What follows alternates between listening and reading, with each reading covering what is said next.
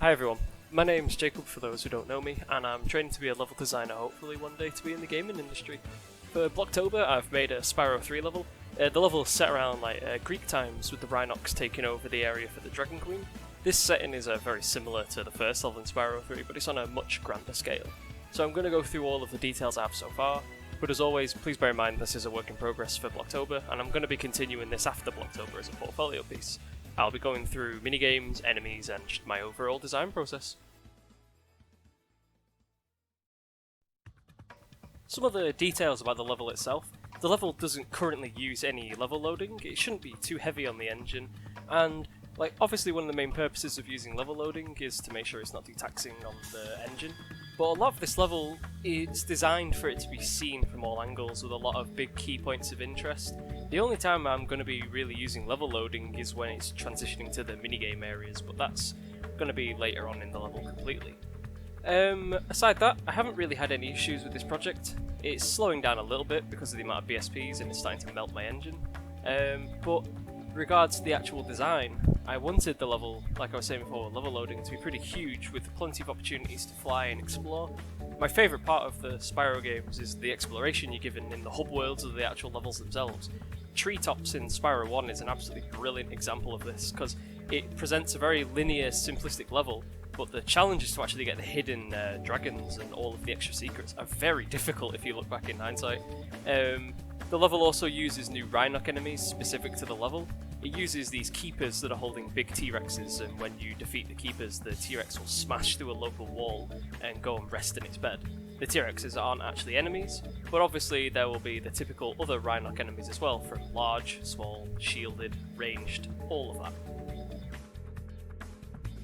Now I'm going to be going over some of the minigames and what made me want to do this level to begin with.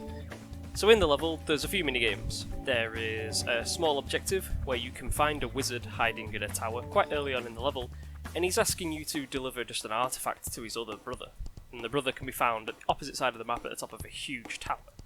The only difference with this is you have 3 minutes to deliver the artifact, so make sure you know the path in advance and you've cleared everything that you want.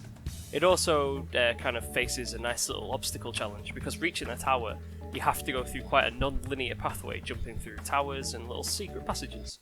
The other minigames is located at the top of the castle, which looks like it's ripped directly from Bloodborne, but there is an egg thief in this level, but it has its own minigame. So most egg thieves in Spyro levels, it's just either a ramp and you're chasing around over and over again till you catch it. I wanted to make it a bit different, so this is going to be inside a big coliseum of a sense, and the egg thief, the roles are going to be switched. It's going to be chasing you. The egg thief is going to be riding a giant T-Rex. What you have to do is run around the Colosseum dodging the T-Rex and going through pillars until you can get a height advantage to jump and knock the Egg Thief off the T-Rex. Kind of faces a semi-boss battle mixed with the Egg Thief, and I think it'd be a nice change of pace when the player goes into the area expecting to chase an Egg Thief and they end up being chased by a giant T-Rex like it's at a Jurassic Park. Finally, just to round out the video, I just wanted to go over a few other things. One, like I said earlier, this is my Blocktober project. It's been a while since I've worked on a project since I finished university, and this is going to be the main one, but I want to round the video off on a few other things. The design is constantly changing, and when it's getting a bit further towards the end of October, I'll do some more update videos as I'm doing on my Twitter, and I'll be adding it to my website soon as well. But the other thing I wanted to go over was the actual mechanics. So I've never been too great with blueprints, but I'm getting a hell of a lot better, and so far the blueprints are pretty simplistic. They get the testing that needs to be done, from flying, charging, flaming, Sparks' life system. I'm now going to be working on the AI and the minigames in the future. Luckily the Spyro mechanics are quite few and far, so it should be done pretty soon. But once this project's fully finished, I'm looking forward to seeing it as a full, playable level. So yeah, thank you very much for watching the video. If you have any questions about the project, I'd be more than happy to answer them, and hope everyone else's Blocktober projects are going fantastic. Speak to you later.